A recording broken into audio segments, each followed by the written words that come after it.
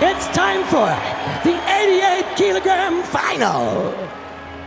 Giancarlo Bodoni! Athletes will often overemphasize or overestimate an opponent's ability based on the introduction they have. People looked at Giancarlo previously as just this kind of like positional guy that wasn't very dangerous.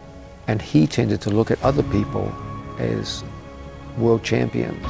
And when he held that belief, everyone else believed the same fucking thing. Giancarlo is one of those dark horses, I think, in this division. He's like right on the cusp of like being able to beat the best guys on any given day. And as time went by, the combination of what was happening in the room and what was happening in competition started to create a very new vision in his mind. I just beat the black belt world champion and the last ADCC champion. It's my fucking weekend.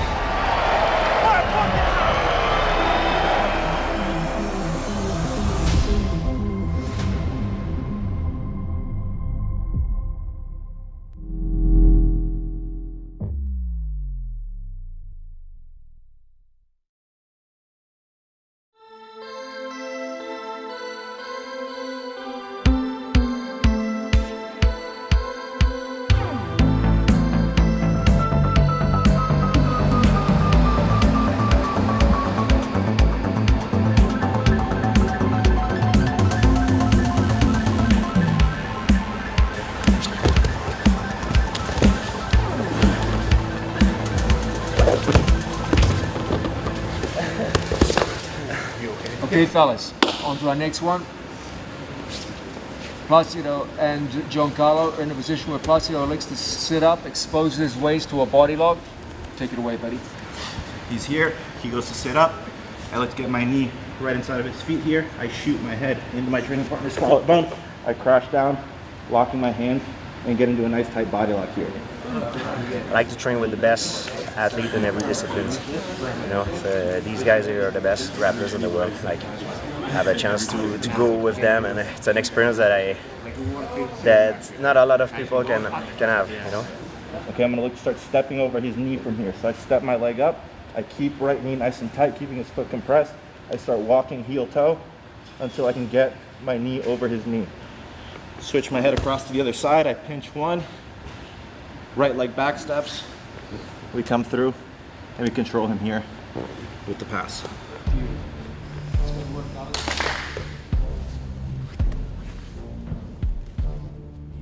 My name is Giancarlo Bodoni. I'm a black belt under Lucas Lepri, and I train currently under John Danaher in Austin, Texas, representing New Wave. I grew up in Florida, so I was born and raised in Florida. I've pretty much been doing martial arts my entire life since I was about 5 years old. Not with any intention or background, like no desire to pursue it as a career. But I ultimately found jiu-jitsu when I was about 12. But for whatever reason, when I started jiu-jitsu, I was just immediately drawn to it. I think just the fact that I was naturally competitive and it was more of an individual sport, so there was that element to it. But what keeps me interested in jiu-jitsu is just that I'm always learning new things. And then as I kind of got older and had more opportunities to compete and saw kind of more of a path that I could take with jiu-jitsu, it just kind of organically turned into this career. So it was always something that I was passionate about since a relatively young age. And yeah, here we are. So once again, we're doing a good job at taking this guy, but he's a good guy too, and he hips forward and passes our foot to the inside. Like, fuck, tripod's gone. The one direction he can't stop our foot from going. He can always stop my foot going back to a tripod, but he can't stop my foot going underneath and through. Now I use my second foot to gather up his leg, and we go double leg ashi, knock this guy down, and score our points, okay? Let's give it a try, fellas. Giancarlo was an uke, or demonstration partner, who lived in Boston. He worked at the school of Bernardo Faria. But I was filming a video which featured the gi and some takedown work. I worked with Giancarlo. He really impressed me, both as a jiu-jitsu person and just as a person in general. He's a very hardworking, very conscientious young man, and we struck up a friendship. Intermittent, I would occasionally go down to New York once every couple months, train for a couple days, come back to Boston, and that's kind of how the relationship started. He would come down and train with us in New York, and he had a And he had a rough time in training because everyone would just leg lock him. And things that he had never seen before, like body lock guard passes, just worked 100% on him every time. And he would come out of training sessions like, dude, I just got my guard pass like 20 times. And I just got leg locked by everyone in the room. It was kind of discouraging. But he had this very good demeanor and attitude. We would just keep coming back. I would go up to Boston and film, and we'd always talk about jiu-jitsu. And as time went by, we did more and more videos together. Pretty much my entire jiu-jitsu life, I was coming up as a gi competitor.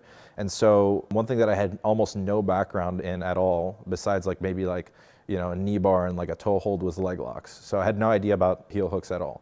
He trained around at various camps in the United States for a while, and he did local tournaments, EBI type tournaments, and would often get leg locked by people that if there were no leg locks, he would defeat them easily, but with leg locks, he was really struggling. The first actual encounter that I had that was kind of like a wake-up call was I did the BJ Fanatics Invitational, and it was like the first one that they had, and they had it at Travis Stevens' gym. They like broadcasted it on YouTube or something, and Gordon was actually commenting on that one. And I remember that I was like crushing this guy. It was an EBI rules match, so I was like passing this guy's guard multiple times, mounted him, did everything, and he would just like shell up and then find an opportunity to recover, and he kept trying to enter my legs. And at one point he got a heel hook on me, and I just didn't know which way to turn, and he ended up breaking my knee. Giancarlo is essentially dominating the match, but just can't find a way to isolate any of his limbs to actually break through and get to a win. But now enters into his legs. He got a 50-50 here, and that's nice inverted heel hook. When he first came to train with us, I think you may remember, he went in a WNO event and fought Kenan Duarte, and he lost the match. But positionally, I thought he did well. But my big criticism at the end was like, Giancarlo, you look positionally sound, but at no point did Kenan ever fear you. Like, he literally had no fear of your technique. He felt no threat.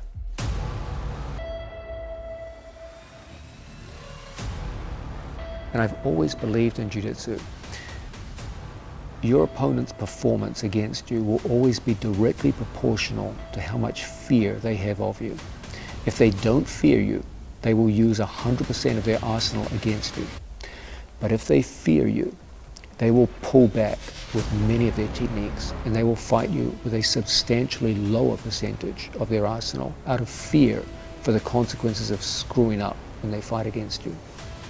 And so this whole thing was, Giancarlo, we've got to make you dangerous. And so we started a program based around strangles and joint locks, where in the gym he had to start finishing people. And in a remarkably short period of time, I must say, Giancarlo turned his game around. It's out. Giancarlo finished with the heel hook. Somebody who's a fan of that team's work gets underneath here. He's going to get the tap. This is very fun to watch. Giancarlo Bodoni is going to move on.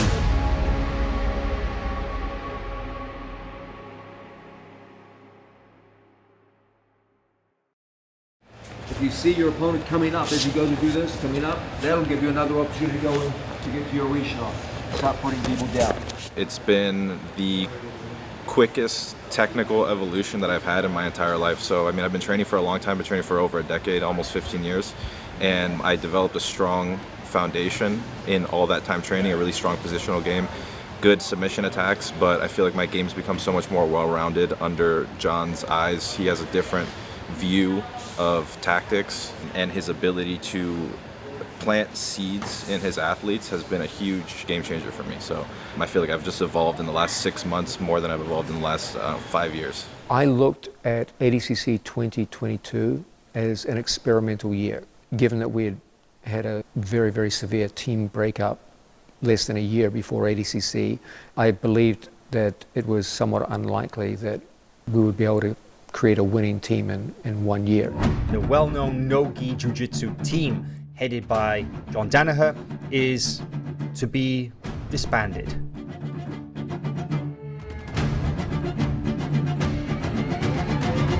The Danaher Death Squad is no more. And so I said, okay, well, if you can't create a winning team for 2022, let's just see what we can do. Let's have an experiment. Let's get the guys their first ADCC and get them used to competition, and let's see what happens. We really needed just people in the team to train with Gordon and Gary. We just had no one. So I was delighted. I mean, this kid was great. He's a great person, great human being. So we came down, started training, and first thing we said is, Giancarlo, you have to learn how to defend a leg lock. Like, you can't just go on like this anymore. So that was project number one.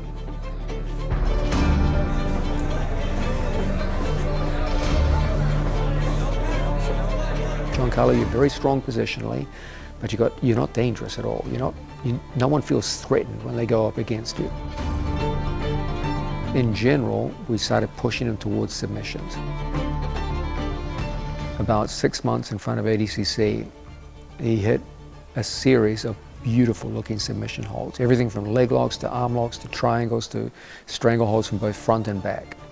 At the end of the day, he got up off the mat, walked towards me, and when we went to shake hands, he smiled. I said, "You had a good day, didn't you?" And he just went, and I was like, okay, he's changing. I mean, I've trained with him dozens of times, and he's like right on the cusp of like being able to beat the best guys on any given day. I feel amazing, man. You know, I've been eyeballing this tournament for months now, and I knew in my head, I was like, I have to be at the next ADCC. That was my goal.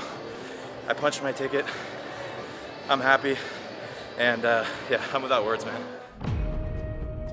Interestingly, one of the great quotes of the ADCC camp came from Nicholas Marigali, who just had a very grueling session with Giancarlo. And you know, Nicholas is a weight division above. To get a workout like that from Giancarlo, this is Nicholas Marigali we're talking about here, you know, that's impressive. He comes over to me and sits down, doesn't say a word for about 3 minutes. Then he looks at me and goes, "You know what Giancarlo's problem is?" And I go, "What's that?" He goes, "Doesn't know how good he is." And he just got up and walked away. I was like, it's a solid point. But in ADCC 2022, Giancarlo figured out how good he is.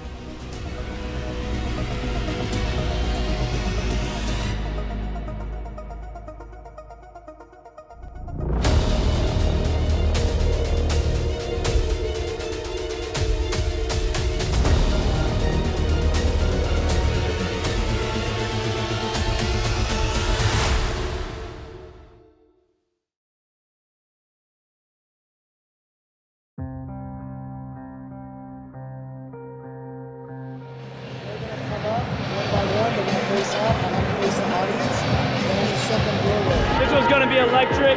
The stands are already filling up. I'm gonna go around, try to bring you guys the sights and sounds of ADCC, the World Championships. Couldn't be more excited, so man, let's get to it. All the lights, all the pictures, the graphics, it's dope as fuck. Look at this shit. It's amazing. This right here is something special, man. This is so big for the jiu-jitsu community, man. This production is unreal. You're gonna have a packed stadium. Mo Jassim's gone really out of his way to make things bigger and better. Shout out Mo. Shout out Mo Jassim. Just a great feeling. It's like a huge event occurring right now, and we're being part of it. I never fought in a stage like this in jiu-jitsu. Andre's main problem is he has no way to make me respect him, so I think it's gonna be tough. I think it's gonna be tough for Andre. Let's go, USA! This feels like we're at like an MMA weigh-ins here. This is amazing. You know, we've never had a crowd like this in, you know, professional grappling before. And, you know, what better place to do it in ADCC here in Las Vegas. So I don't know if it's going to happen, but a match that I would love to see is, as I've always been a big Josh Hinger fan, I would love to see him and Giancarlo Bodoni. I think Bodoni has just had the craziest like no-gi year. He's just been beating a lot of people, and he might have not beat everybody, but from where he was a year ago to where he is now is incredible. I just love both of their styles, and I think they're so different that it would be really interesting to see how they actually match up. The place is packed. The stage is set. The only thing left to do is run this shit. Let's go, baby. And now, your 2022 ADCC World Championships brackets reveal. All right, here we go. There's Giancarlo Bodoni, a black belt under Lucas Lepri, now training with the New Wave team down in Austin, Texas. Awesome grappler, very good everywhere. He's been working a lot on his takedown game. Yeah, he is one of those dark horses, I think, in this division. Tell me, how do you feel about your bracket? Super pumped. I mean, I think Flo actually said that I would go with Izaki first round. I trained for more than 10 months for this tournament. I've been waiting for this day forever. So however it lines up, it lines up. So I'm just ready to go tomorrow. There was more people for a bracket reveal than there are in most grappling shows. So I think the ADCC Freeverse has finally caught on. And, you know, I said years ago that this ADCC was going to be different. And I think people are starting to realize that. All right, guys, well, there you have it. We have all the brackets, all the matchups. Flow grappling all day, let's go! Woo!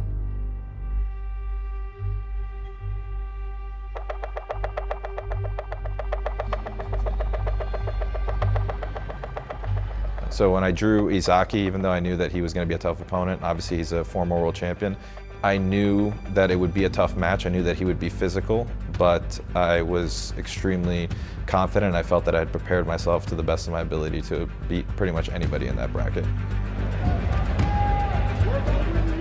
All right, we are underway. Round of 16 match here in the under 88 kilogram division. For me, every single match, I just wanted to put pressure on guys and just kind of make them break over time. So from the beginning of the match, I already felt him getting uncomfortable in the standing position. Then I pulled guard, did the same thing from bottom. And then I could feel that when he started playing a negative game, that was when I knew that I could start increasing the pace and start really pushing forward. There it is. Yes, there it is. Oh, this is big. Huge score here from Bodoni. He'll get his three. Already threatening with the right arm. Here he goes. He's in position, B-Mac. When I was fighting him, I was just fighting a guy, and I was just reading his responses, but I didn't really worry too much about what he was going to do. I just went out there and I did my thing, and I just kept pressure on him the whole time. I thought that I dominated pretty much the entire match. And your winner and moving forward to face Mateus Diniz is going to be New Wave's Giancarlo Bodoni. To beat Izaki in competition is absolute hell. And with just like seconds left on the clock, has a full stranglehold on and is about to finish when time runs out. Gets up off the mat, walks right over to me and goes, I can't believe I didn't finish him. I was thrilled. I was there, you know, said, wow, that was a great match. He just looks at me with disgust. And he's like, can't believe I didn't finish him. And I was like, this kid's he's got the right mindset. This is what you want to hear out of an athlete. Pace you expected? Obviously super tough and experienced as a world champion, so he knows how to compete, but I just felt that I had the size, the attributes, and the skill level to beat him, so it was only a matter of time before what happened. How are you feeling going into the second match? Feel good, feel fresh, ready to go.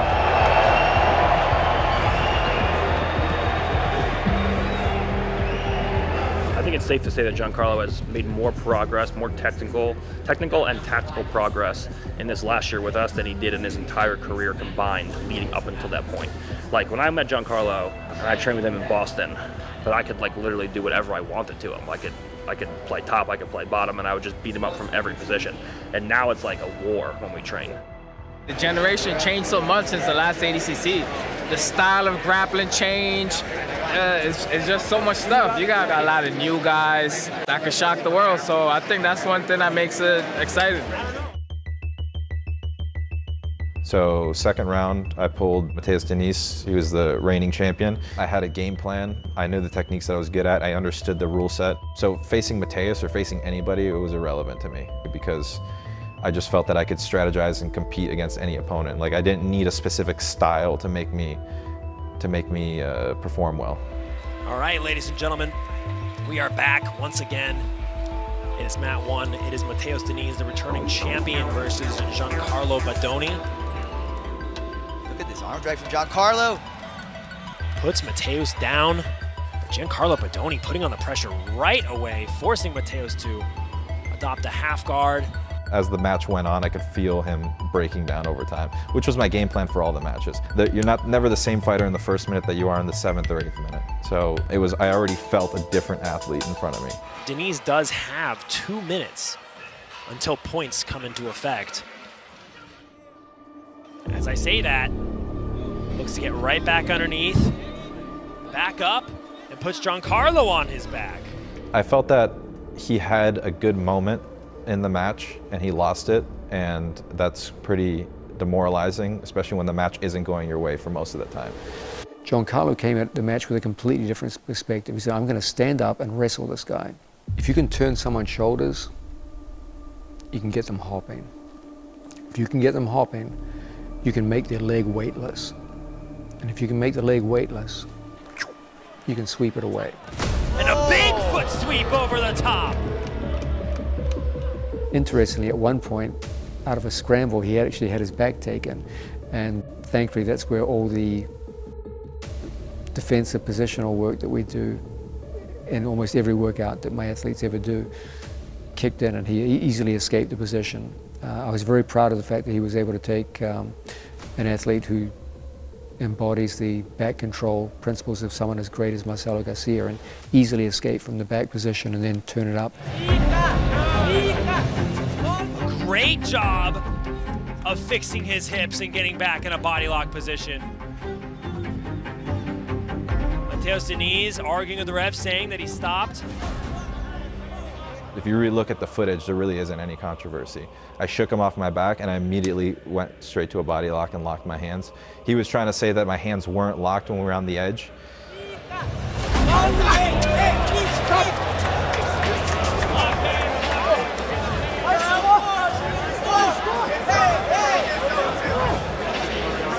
I was already ready from that edge of the mat to take him down, whether it was going to be outside of the mat or inside of the mat, because I knew that I couldn't stop based on ADCC rules. So I had a body lock, my hips were in, the referee said stop, and my hands were locked, and I didn't unlock them on purpose as soon as he stopped us. So he looks back, sees that my hands were locked, then we go back to center, and he was kind of complaining about it. Immediately getting taken down. Definitely pleading with the ref, saying that he stopped when the action was called to stop. And that's going to be 4 points for Giancarlo Bodoni. Off of a very confusing position, too. You see Mateus Diniz seems a little discouraged now. You got to keep scrapping at ADCC until you're physically told to stop. But one thing I will say about Giancarlo is that he has a very good integration of positional and submission game. And when you can integrate position and submission, you can generate motion. And where there's motion, there's going to be submissions. Drop back for an arm. Potentially looking for a submission here. Now locking up the triangle over the top. Will this be it for Mateus Diniz? This is a tight lock on the neck. And that is it. Giancarlo Bodoni submits the returning champ. Punches his ticket to Sunday. I thought it was one of the best submissions of the tournament. It was a beautifully applied triangle on a former champion. Very, very difficult to do. And you know, how many people can say they've submitted Mateus Diniz in no-gi competition? Very, very few.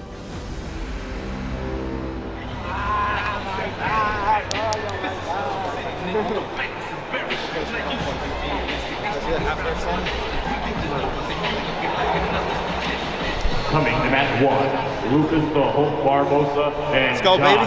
Hinger. How do you feel? I just beat the black belt world champion and the last ADCC champion. So how do you think I feel? Fucking amazing, dude. It's my fucking weekend. Giancarlo walked into the whole event with barely a set of eyes on him. People were like, oh yeah, that guy. The trials winner guy. He flew in completely under the radar. And I think that's when people were truly shocked. Like, not many Americans know who Izaki is. All the Brazilians know he's damn good, but Americans don't typically know much about him.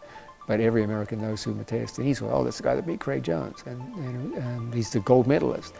And suddenly you hit this guy that no one paid attention to, not just beating him, but hitting 2 highlight reel takedowns on him, and then finishing him with like a picture-perfect triangle.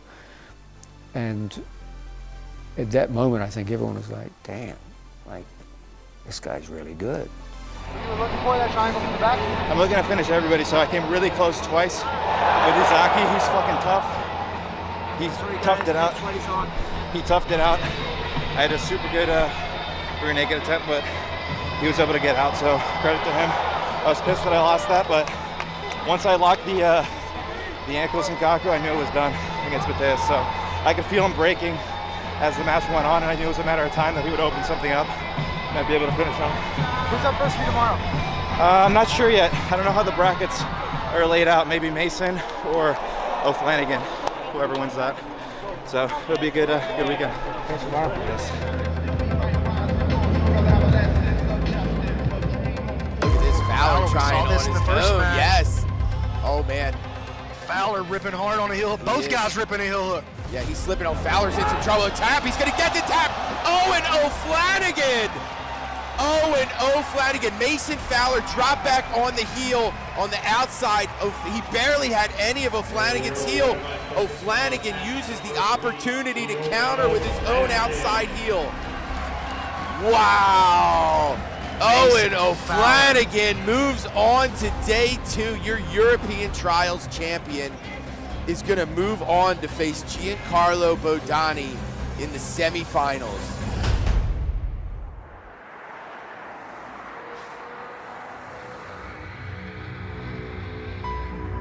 At all, any extra concern going into that match with Owen? To be honest, not really, because Giancarlo works out daily with people who are at the top of the leg lock game. So if you can defend yourself against people like Gordon Ryan and Gary Tonin, you're probably not going to have difficulties with anyone else.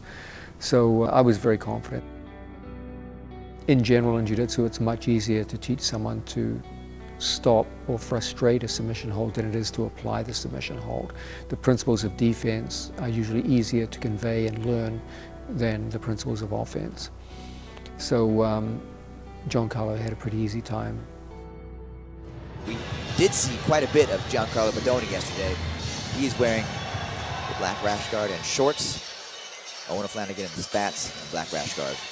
And we're about to get going. Let's jump in. Winner of this will face the winner of Lucas Barbosa and Wagner Rocha, immediately pulling guard as Owen O'Flanagan, something we saw him do all day yesterday. I knew that he was a heavy leg locker, and I don't like to keep too much of an emphasis on what my opponent's going to do, but I like to focus more on what I'm going to do, but I just wanted to be aware of like what his major entries were. But regardless, I felt really good in my leg defense, so I didn't think it was going to be a huge threat, but obviously you got to be ready for anybody. Inverting over, exposing a little bit of the heel. But Bodoni is in the right place, the right team to really know his way around some leg locks. So he's pretty leg lock heavy, so he'll avoid taking, like, say, top position just to fall back on a leg. So what I wanted was to attack him with that toe hold, force him to turn, and then go in and take his back. Owen O'Flanagan, he has his right leg caught underneath, and he's looking for the reap. He's got it.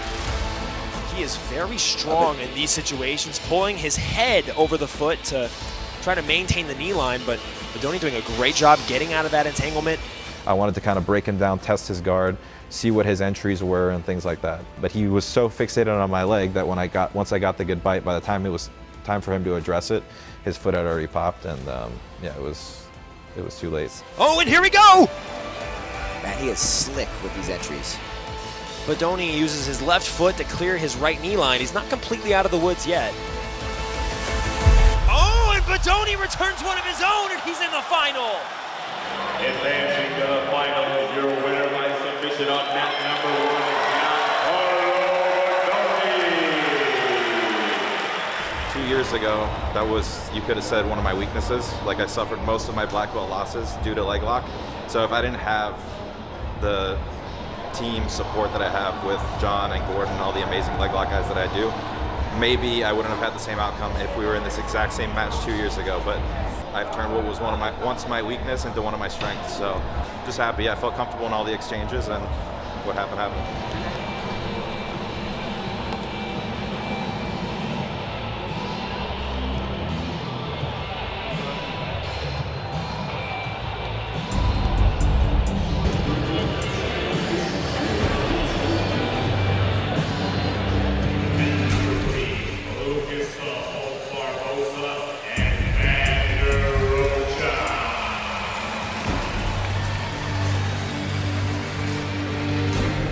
So immediately after, I wanted to see the other semifinal, which was Hulk and Wagner. Just looking to see one, who wins, just so I know who my opponent's going to be. See kind of how the match goes. Like, okay, was it a tough match? Did he win relatively easy? So it wasn't too surprising, like his approach.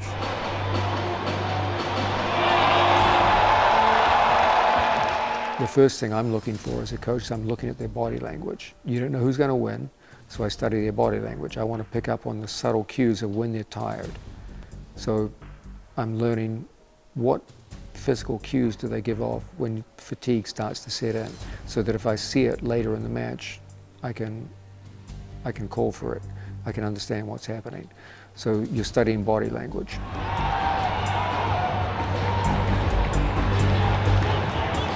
Then as you get more into it, you start to look at what are his tactics against this kind of opponent, and how do you anticipate they'll change against the athlete that you're putting in front of him. So I try to look for things that an opponent can't change from one match to the other. Hulk with a significant movement here. The minute I saw the brackets, I was like, if Giancarlo is going to face anyone in the finals, it's going to be Hulk. Might be significant enough to win. Yes. This is all happening because Barbosa put it here. Put everything there. Guarantee you that is not what Wagner Rocha wanted to happen. What a match. Here we go. Oh! Your winner, and moving on to his first ADCC finals, Lucas the Hulk Barbosa will go on to face Giancarlo Bodoni in the finals. Good job, mente forte. Let's go. Let's go.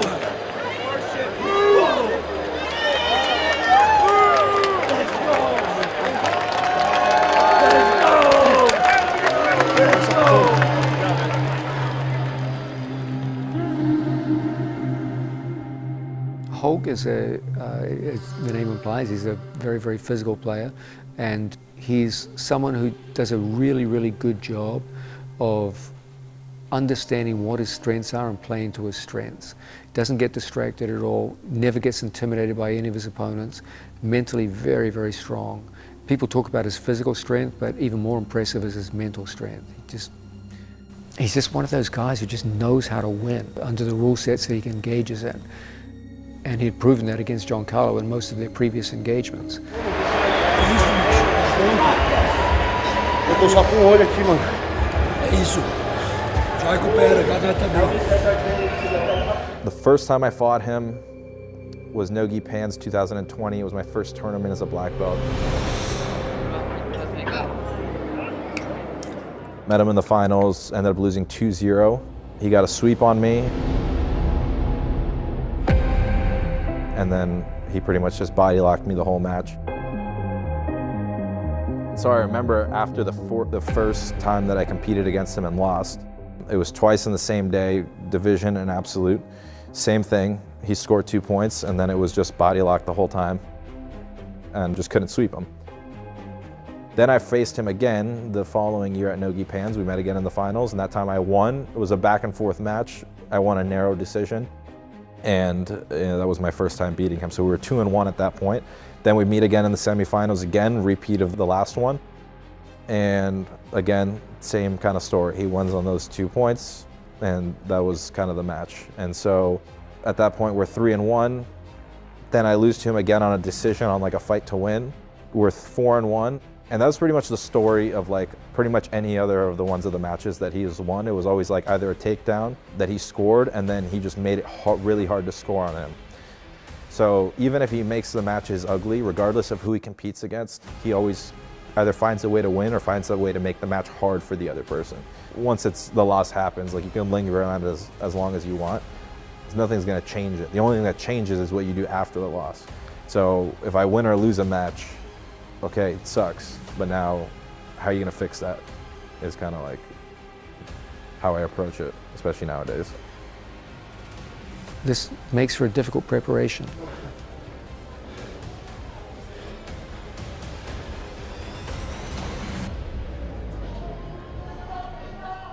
When you have a very slanted record of loss against a person, it's tough to come back and say, okay, it's going to be different this time.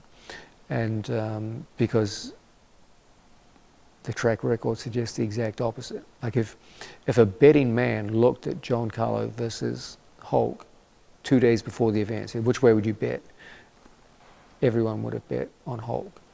And if you had said, I think Giancarlo's going to win by submission after getting a pretty high score without ever being scored on, they would have laughed at you, and justifiably so based on past evidence. But what those people didn't see is what Giancarlo had been through for a year.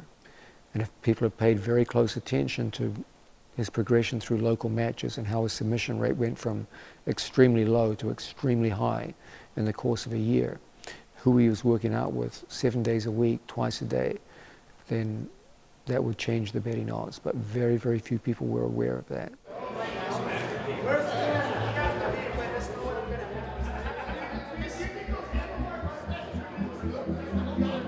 I couldn't wait for the finals.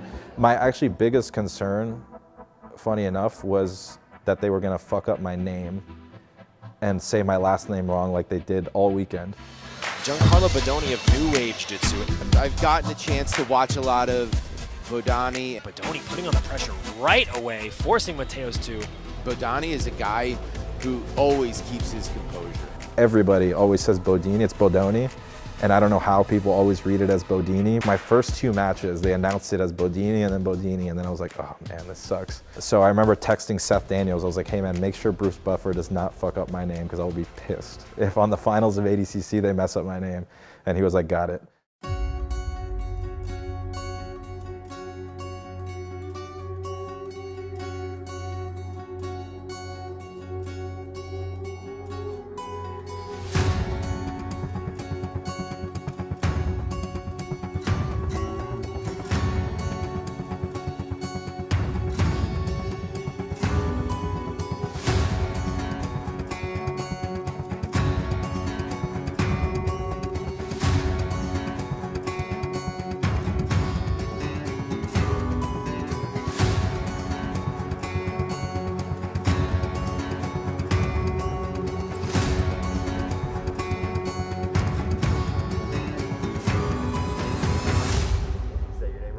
He did say it right, yeah.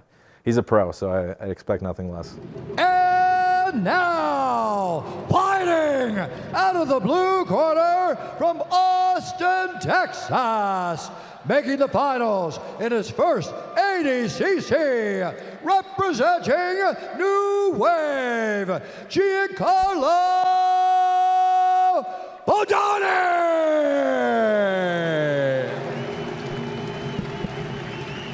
And his opponent, fighting out of the red corner from San Diego, California, by way of Rio de Janeiro, Brazil, representing ATOS, the 2019 ADCC bronze medalist, Lucas Hulk Barbosa.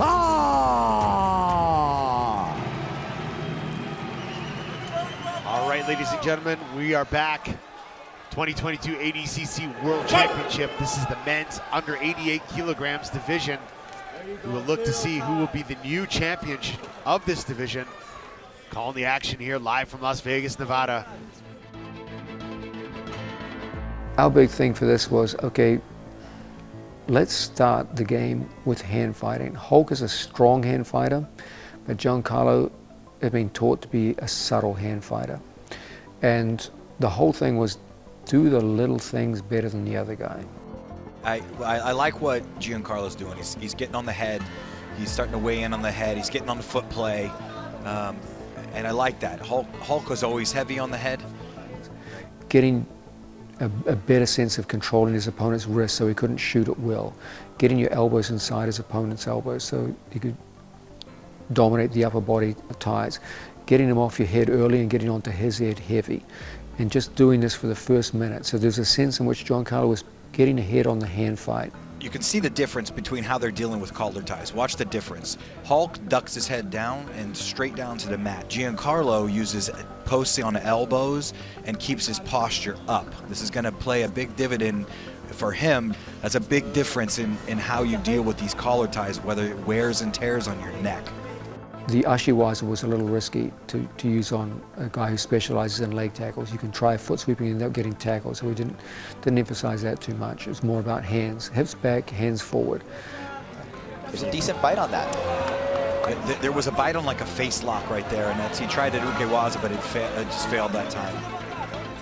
So my whole thing was to weather the initial storm, and at about 7 or 8 minutes, I was like, okay, I can start picking up the pace, and little subtle things that you don't see, just like to the naked eye, were what made the difference in that match. Giancarlo, and that's what he wants to do. He's got to get that right elbow to the mat. Now it's getting worse. His shoulder needs to be under the chin. Oh, passes through. Head and arm is locked. Now Hulk gets to the back. Oh, he shrugs him off the top, Beautiful though. escape by Bodoni. The Hulk is cut. And as he started to say, hey, I'm winning the small battles, let's make the progression to the bigger battles. And that's when Giancarlo started hitting his takedowns. Nice shot. That's a great shot by Bodoni. That was a great shot. Head right down the middle. So I'm not going to say that Hulk was okay with accepting that, but he definitely didn't fight it too long. He wasn't really willing to defend it. Not that there was a deep double, but he didn't even try to defend it. Now consciously, it's in the no points period, so it makes sense, but you never see Hulk accept bottom position. So that was one thing where I was like, okay, I can put him down. Bodoni looking unfazed. That's it. He's looking very fresh right now. Hulk on the bottom. As you mentioned, trying to wrestle up. Bodoni shutting it down. Now back to the feet here. I sprawled on one of his shots. He came up, he locked a body lock on me. I countered him with an uchimata, and we were in like a kind of like a dogfight situation there, like my underhook versus his overhook. And there was a moment where when I actually flipped him, I got on top and I pushed him down, and I walked to the center of the mat. And when I walked to the center of the mat, I saw him coming back, and I just saw like that he was pretty much broken. Hulk head standing there with rolls out of bounds.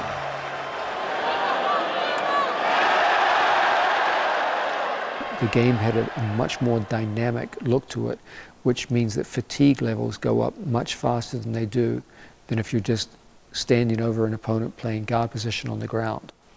Once fatigue levels start going up dramatically, action starts to get interesting very quickly. And you see people making bigger errors in a state of fatigue, which you can take advantage of. I feel like that's been the secret weapon at New Wave Jiu-Jitsu, and Bodoni now on top of Hulk. I hit a back take off the go behind, so it took a while for me to actually get underneath the neck, but I was pretty confident that once I was on his back, I could rack up points. 9-0 for Bodoni, dominating the Hulk here. And once I racked up enough points, I was like, okay, I can really start opening up now and start trying to finish him. Because even if he does get out, I was confident that I was ahead on enough points that he wasn't going to be able to like make up the difference. You can go palm to palm here too. Palm to palm is good. Forward pressure.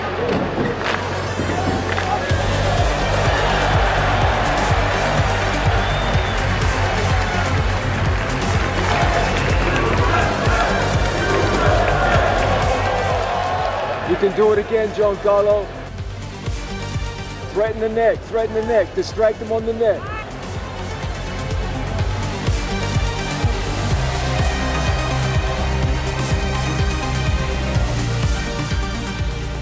Oh, that might be sit under the chin there. It's under the chin. The choke is on. And Giancarlo Bodoni just tapped Lucas Hulk Barboza.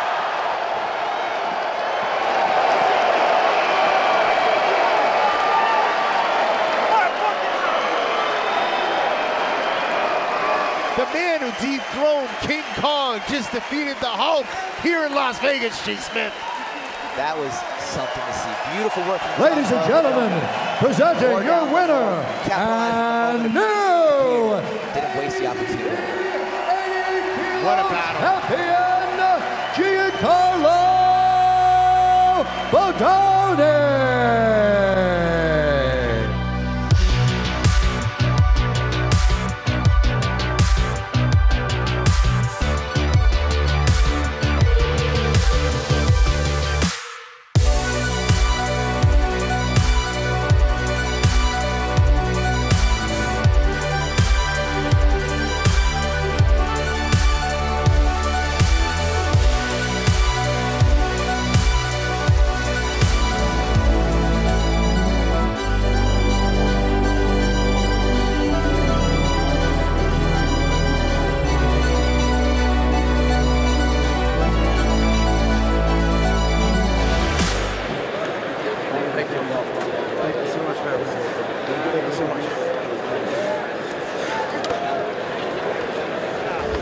I'm so fucking happy for Giancarlo. I watched him do the camp. He's in there every single day, twice a day, and he's the nicest kid ever. I'm really happy for him, and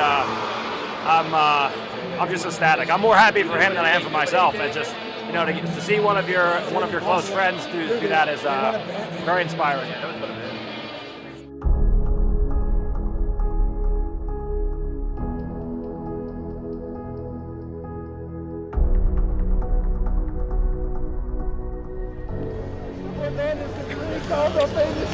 I love you so much. Thank you for everything. Bro. I couldn't do it without you, I swear. Bro, congratulations, Bobby. So much, man. So much, man.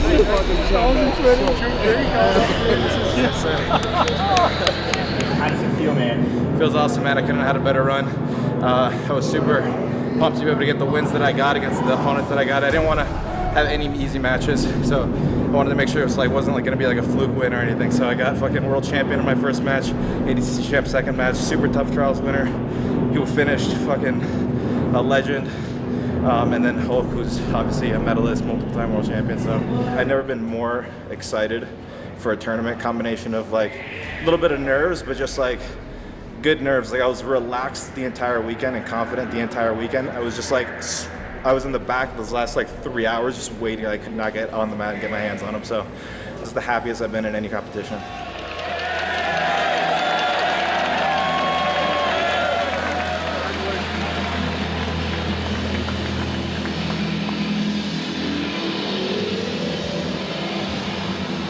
Congrats, champ. Good job, man. Good job. Congratulations. USA, brother. Thank you.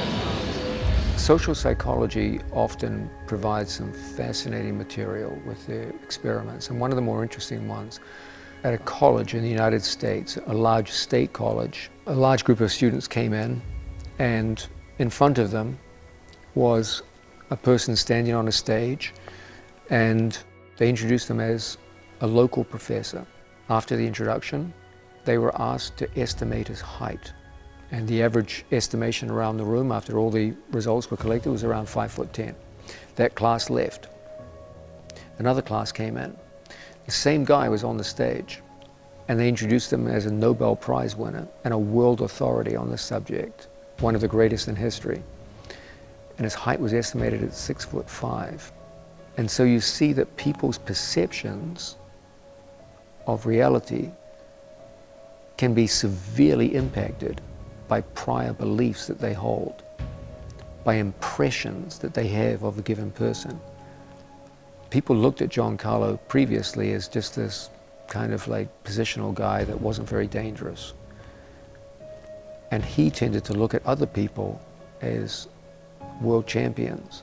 And he'd always previously believed, I'm just another guy in the room. And when he held that belief, everyone else believed the same fucking thing. And so just as that crowd overestimated people's heights based on perception, athletes will often overemphasize or overestimate an opponent's ability based on the introduction they have. He's a world champion. Oh my God, he must be amazing. And so many of the people that Giancarlo fought at ADCC, he's fought against before. And in the majority of cases, he'd lost to them. And so Giancarlo came out with a vision of himself as very different and a vision of them as very different from a year ago. And that created a truly memorable run to the gold medal. Walk up here. No one's smiling.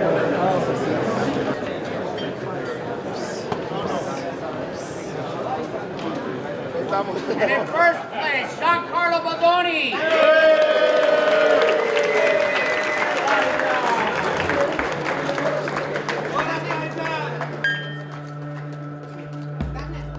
Rare that you see him get submitted, so that was good too, to know that I could submit a guy that was hard to submit. And even from the first time that I fought Lucas Barbosa, I was never upset too much that I lost to him. I actually he was the first guy that at black belt that I started to compete against that was a high level guy. And so he kind of set the bar for how I needed to train. So in a sense, in the early days, When I was just starting up as a black belt, I would almost train like for him. So in a sense, that rivalry kind of helped push me to like another level. And every time that we could compete, so I kind of needed him, especially early on, to be able to, you know, break through and get to where I am now. In a way, he kind of helped me get better.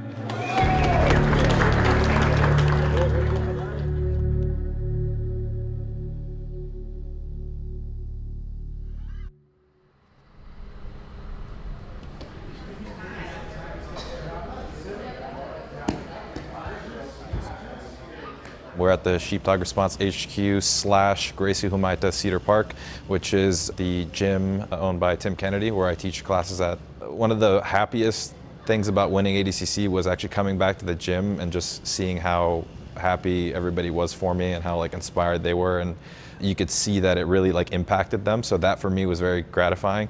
So I'm definitely happy with how I performed at this last ADCC, but I can't live in the past, and I'm already focused on like my long-term goals, the next ADCC. Guys, let's bring it in. Okay, he wants to put me back down, so I throw my leg over his back, I sit, and we're right back in that same closed guard position, and we're ready to finish, okay, with the arm and guillotine. All right, let's give it a shot.